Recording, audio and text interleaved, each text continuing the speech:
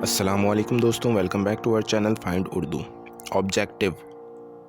Objective का मतलब है मकसद, किसी काम का टारगेट। ऑब्जेक्टिव का मतलब है किसी काम का क्लियर मकसद या गोल। ये लफ्ज़ अक्सर प्लानिंग और डिसीजन मेकिंग के वक्त यूज़ होता है। किसी काम के लिए पहले उसका ऑब्जेक्टिव डिफ़ाइन करना ज़रूरी होता है। एग्जाम्पल के तौर पर किसी स्टूडेंट का ऑब्जेक्टिव हो सकता है कि वो अपने एग्ज़ाम्स में टॉप करे। The main objective of the project is to save time. Project का असल मकसद वक्त बचाना है। तो दोस्तों, ऑब्जेक्टिव का मतलब है किसी काम या मकसद या क्लियर टारगेट। उम्मीद है अब आपको ऑब्जेक्टिव का मतलब समझ में आ गया होगा। मिलते हैं नेक्स्ट वीडियो में। शुक्रिया।